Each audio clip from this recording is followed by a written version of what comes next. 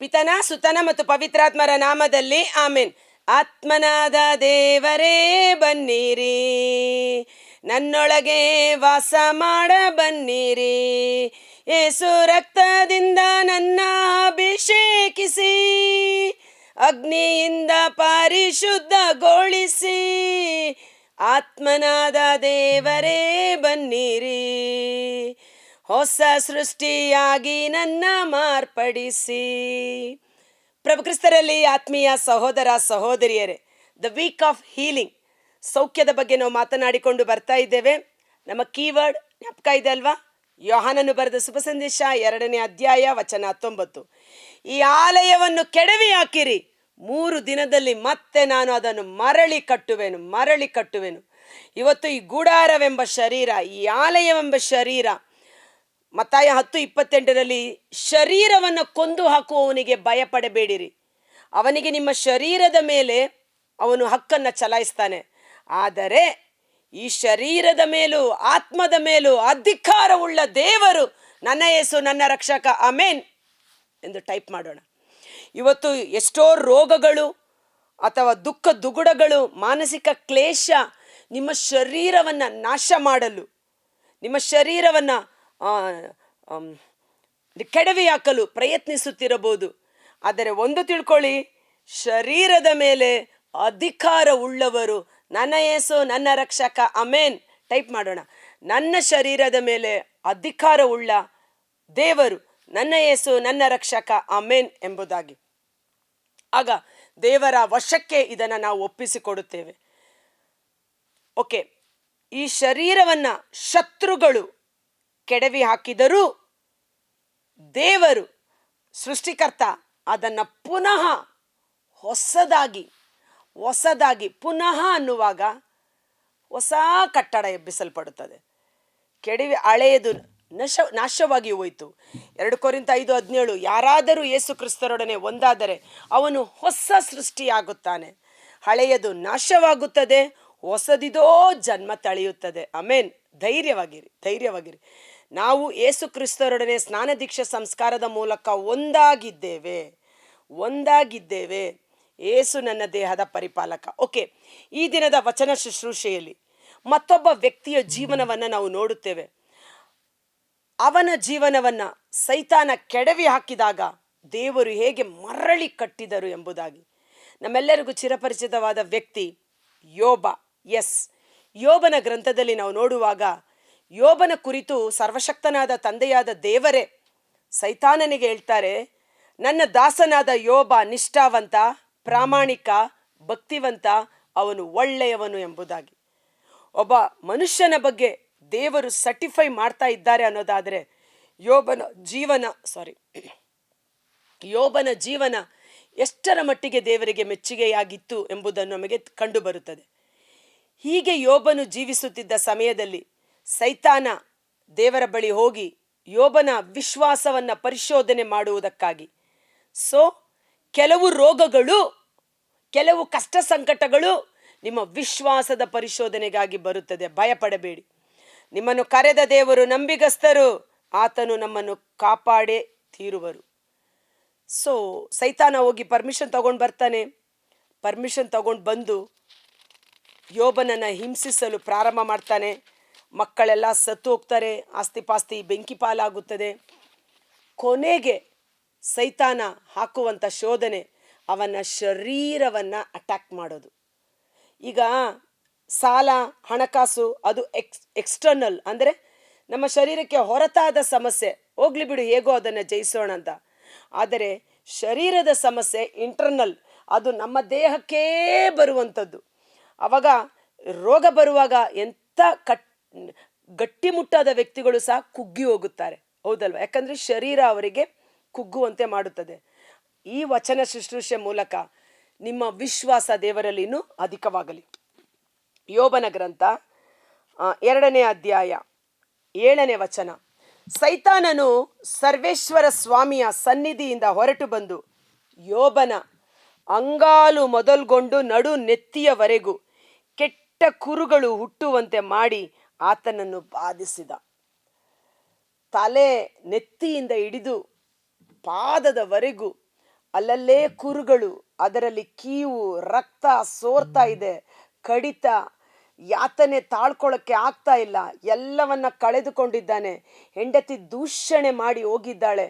ಅವನ ಜೀವನವನ್ನೇ, ಅವನ ಶರೀರವನ್ನೇ ಶತ್ರುವಾದ ಸೈತಾನ ರೋಗದ ಮೂಲಕ ನಾಶ ಮಾಡಿಬಿಟ್ಟ. ಕೆಡವಿ ಅಟ್ಟರ್ ಫೇಲ್ ಅನ್ನುವ ರೀತಿಯಲ್ಲಿ ಅಂಥ ದುರವಸ್ಥೆಗೆ ಯೋಬ ಇಳಿದು ಬಿಟ್ಟಿದ್ದಾನೆ. ಯೋಬನು ತನ್ನ ಮೈ ಕಡಿತವನ್ನು ತಾಳಲಾಗದೆ ಬೋಕಿಯೊಂದರಿಂದ ಕೆರೆದುಕೊಳ್ಳುತ್ತಾ ಬೂದಿ ಗುಂಡಿಯಲ್ಲಿ ಕುಳಿತುಕೊಳ್ಳಬೇಕಾಯಿತು. ಅವನ ಹೆಂಡತಿ ಸಹ ಅವನನ್ನು ದೂಷಣೆ ಮಾಡುತ್ತಾಳೆ. ಇವತ್ತು ಅನೇಕರ ಕುಟುಂಬಗಳಲ್ಲಿ ನೀವು ಆರೋಗ್ಯವಾಗಿರುವಾಗ, ಚೆನ್ನಾಗಿ ದುಡಿಯುತ್ತಿರುವಾಗ ನಿಮ್ಮ ಕುಟುಂಬಗಳಲ್ಲಿ ನಿಮಗೆ ಒಳ್ಳೆ ಬೆಲೆ ಇತ್ತು. ಆದರೆ ನೀವು ಅನಾರೋಗ್ಯಗಳಾದಾಗ ನಿಮಗೆ ನಿಂದೆ ಮಾತುಗಳು, ದೂಷಣೆ ಮಾತುಗಳು ಬರ್ತಾ ಇರ್ಬೋದು. ಬೇಸರ ಮಾಡ್ಕೋಬೇಡಿ. ನಮ್ಮನ್ನು ಸಂತೈಸುವ ನನ್ನ ಯೇಸು ನನ್ನ ರಕ್ಷಕ ನಮ್ಮೊಂದಿಗಿದ್ದು ನಮ್ಮನ್ನು ಬಲಪಡಿಸುತ್ತಾರೆ. ಇಲ್ಲಿ ಯೋಬನ ಹೆಂಡತಿ ಆತ ಗಂಡನನ್ನು ದೂಷಣೆ ಮಾಡುತ್ತಾಳೆ. ಓಕೆ, ಯೋಬನನ್ನು ಸಂತೈಸುವುದಕ್ಕಾಗಿ ಅವನ ಸ್ನೇಹಿತರು ಬರ್ತಾರೆ. ಆ ಸ್ನೇಹಿತರು ಸಹ ಬಂದು ಏನು ಹೇಳ್ತಾರೆ, ಅಯ್ಯೋ ಎಂಥ ಪಾಪ ಮಾಡಿದ್ಯೋ, ಯಾಕೆ ನಿನಗೆ ಈ ದುರವಸ್ಥೆ, ಅಯ್ಯೋ ಪಶ್ಚಾತ್ತಾಪ ಪಡು, ದೇವರ ಕಡೆ ತಿರುಗಿಕೊ ಅಂತ. ಕೆಲವು ರೋಗಗಳು ಪಾಪದ ನಿಮಿತ್ತ ಬರುತ್ತವೆ. ಕೆಲವು ರೋಗಗಳು ದೇವರು ನಮ್ಮ ವಿಶ್ವಾಸವನ್ನು ಪರಿಶೋಧನೆ ಮಾಡುವುದಕ್ಕಾಗಿ ನಮ್ಮ ಮೇಲೆ ಬರುತ್ತದೆ. ಅದು ದೇವರ ಅನುಮತಿ ಇಲ್ಲದೆ, ದೇವರ ಅಪ್ಪಣೆ ಇಲ್ಲದೆ ನಿಮ್ಮ ತಲೆಯ ಒಂದು ಕೂದಲು ಸಹ ನೆಲಕ್ಕೆ ಉದುರುವುದಿಲ್ಲ. ಆದ ಕಾರಣ ರೋಗ ಬಾಧೆಗಳು ನಮ್ಮನ್ನು ಕಾಡುವಾಗ ದೇವರನ್ನು ದೂಷಿಸಬೇಡಿ, ದೇವರ ವಿರುದ್ಧ ಮಾತನಾಡಬೇಡಿ. ಬದಲಿಗೆ ದೇವರಿಗೆ ಸ್ತೋತ್ರ ಮಾಡೋಣ, ಕೃತಜ್ಞತೆಯನ್ನು ಸಲ್ಲಿಸೋಣ. ಇಷ್ಟು ದಿನ ಒಳ್ಳೆ ಆರೋಗ್ಯ ಕೊಟ್ಟಿದ್ದಕ್ಕಾಗಿ ಸ್ತೋತ್ರ. ಈ ರೋಗವನ್ನು ಸಹಿಸಿಕೊಳ್ಳಲು ಶಕ್ತಿ ಕೊಡು. ಈ ರೋಗದಿಂದಲೂ ಬಿಡುಗಡೆ ಮಾಡಲು ನನ್ನ ದೇವರಿಗೆ ಸಾಧ್ಯ ಎಂದು ಆತನಿಗೆ ಕೃತಜ್ಞತಾ ಸ್ತೋತ್ರವನ್ನು ಸಲ್ಲಿಸುವ ಮಕ್ಕಳಾಗಿ ಮಾರ್ಪಾಡಾಗೋಣ. Praise the lord. ಏನಂತೀರಾ? ಹೌದಲ್ವಾ? ತಾತ್ಕಾಲಿಕವಾಗಿ ಏನೋ ಒಂದು ರೋಗದಿಂದ ನೀವು ನರಳ್ತಾ ಇರ್ಬೋದು. ಎಲ್ಲ ಸಮಯ ಸಂದರ್ಭದಲ್ಲಿ ದೇವರಿಗೆ ಕೃತಜ್ಞತಾ ಸ್ತುತಿಯನ್ನು ಸಲ್ಲಿಸಿ. ಎಷ್ಟೋ ವರ್ಷಗಳ ಕಾಲ ಶರೀರದಲ್ಲಿ ಒಳ್ಳೆಯ ಆರೋಗ್ಯ, ಸೌಖ್ಯ, ಶಕ್ತಿ, ಬಲ ದೇವರು ಕೊಟ್ಟಿದ್ದು ತಾನೆ.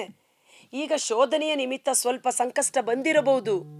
ದೇವರನ್ನು ತಿರಸ್ಕರಿಸಬೇಡಿ. ಬದಲಿಗೆ ಆ ರೋಗದಿಂದಲೂ, ಯಾಕಂದರೆ ಪ್ರಕಟಣಾ ಗ್ರಂಥದಲ್ಲಿ ನಾವು ನೋಡುತ್ತೇವೆ, ಜನರು ಅಂಥ ಒಂದು ರೋಗಬಾಧೆಯ ಸಮಯದಲ್ಲಿ ದೇವರನ್ನು ದೂಷಿಸಿದರು, ಅವರು ಪಶ್ಚಾತ್ತಾಪ ಪಡಲಿಲ್ಲ ಎಂಬುದಾಗಿ.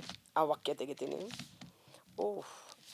ಯೇಸುವೆ ಸ್ತೋತ್ರ, ಯೇಸುವೆ ವಂದನೆ, ಯೇಸುವೆ ಆರಾಧನೆ, ಯೇಸುವೆ ಮಹಿಮೆ, ಯೇಸುವೆ ನನ್ರಿ, ಯೇಸುವೆ. ನೋಡಿ, ಪ್ರಕಟಣಾ ಗ್ರಂಥ 9ನೇ ಅಧ್ಯಾಯ ವಚನ 6. ಅಂಥ ದಿನಗಳಲ್ಲಿ ಮನುಷ್ಯರು ಮರಣವನ್ನು ಅಪೇಕ್ಷಿಸುವರು, ಆದರೆ ಅದು ಅವರಿಗೆ ಪ್ರಾಪ್ತವಾಗುವುದಿಲ್ಲ. ಸತ್ತರೆ ಸಾಕೆಂದು ಪ್ರಯತ್ನಿಸುವರು, ಆದರೆ ಮೃತ್ಯು ಅವರಿಂದ ದೂರ ಸರಿಯುವುದು. ಇನ್ನೊಂದು ವಾಕ್ಯ ಎಲ್ಲೋ ಬರುತ್ತೆ, ಅಂಥ ಸಮಯದಲ್ಲಿ ಅವರು ಈ ರೋಗದಿಂದ ದೇವರು ಬಿಡುಗಡೆ ಮಾಡಲು ಶಕ್ತರು ಎಂದು ಅವರು ದೇವರನ್ನು ಸ್ತುತಿಸಲಿಲ್ಲ, ಬದಲಿಗೆ ದೇವ ದೂಷಣೆಯನ್ನು ಮಾಡತೊಡಗಿದರು ಎಂಬುದಾಗಿ. ಆದ ಕಾರಣ ನಮ್ಮ ಬಾಯಿಯಲ್ಲಿ ಎಂದಿಗೂ ದೇವ ದೂಷಣೆಯ ಮಾತುಗಳು ಬರಕೂಡದು. ಬದಲಿಗೆ ಆ ರೋಗದಿಂದಲೂ ಬಿಡುಗಡೆ ಮಾಡಲು ದೇವರು ಶಕ್ತರು ಎಂದು ನಾವು ದೇವರಿಗೆ ಕೃತಜ್ಞತೆಯನ್ನು ಸಲ್ಲಿಸುವ ಮಕ್ಕಳಾಗಿ ಮಾರ್ಪಾಡಾಗಬೇಕು. ಓಕೆ, ಯೋಬ ಯಾರದು ಸ್ನೇಹಿತರು ಸಹ ಯೋಬನ ವಿರುದ್ಧ ಮಾತನಾಡ್ತಾರೆ. ಆದರೆ ಯೋಬನ ವಿಶ್ವಾಸ ಎಷ್ಟರ ಮಟ್ಟಿಗಿತ್ತು ನೋಡಿ. ಅವನ ಶರೀರವಿಡೀ ಹುಣ್ಣುಗಳು, ಕೀವು, ರಕ್ತ ಸೋರ್ತಾ ಇದೆ. ಅದು ಕುಷ್ಠರೋಗ ಇರ್ಬೋದು, ಕುಷ್ಠರೋಗ ಅಂತ ಬರ್ದಿಲ್ಲ ಇಲ್ಲಿ. ಅದರ ವಾಸನೆ, ಕಡೆತ, ಅವನು ಕೆರ್ಕೋತಾ ಇದ್ದಾನೆ. ಆದರೆ ಅವನ ವಿಶ್ವಾಸ ಏನಾಗಿತ್ತು ನೋಡೋಣ. ಯೋಬನ ಗ್ರಂಥ 33ನೇ ಅಧ್ಯಾಯ ವಚನ 22. ಅವನ ಆತ್ಮ ಅಧೋಲೋಕವನ್ನು ಸಮೀಪಿಸುವುದು, ಅವನ ಪ್ರಾಣ ಮೃತ್ಯುದೂತರಿಗೆ ಹತ್ತಿರವಾಗುವುದು. ಆದರೆ ಸಹಸ್ರ ದೂತರಲ್ಲಿ ಒಬ್ಬ ಮಧ್ಯಸ್ಥನಾಗಿ ಅವನ ಪಕ್ಕದಲ್ಲಿ ನಿಂತು ಅವನ ಕರ್ತವ್ಯವನ್ನು ತಿಳಿಸಿ, ಇವನನ್ನು ಕಾಪಾಡಿ ಅಧೋಲೋಕಕ್ಕೆ ತಳ್ಳಬೇಡಿ, ಬಿಡುಗಡೆಗೆ ಬೇಕಾದ ಈಡು ಇದೋ ಇಲ್ಲಿ ಎಂದು ಹೇಳಿದರೆ ಅವನ ದೇಹ ಬಾಲ್ಯಕ್ಕಿಂತಲೂ ಕೋಮಲವಾಗುವುದು. ಆಮೆನ್. ಯೋಬನಿಗೆ 7 ಜನ ಗಂಡು ಮಕ್ಕಳು, 3 ಜನ ಹೆಣ್ಣು ಮಕ್ಕಳು ಅಲ್ವಾ? ಅಂದರೆ ಎಷ್ಟು ವಯಸ್ಸಾಗಿರ್ಬೋದು.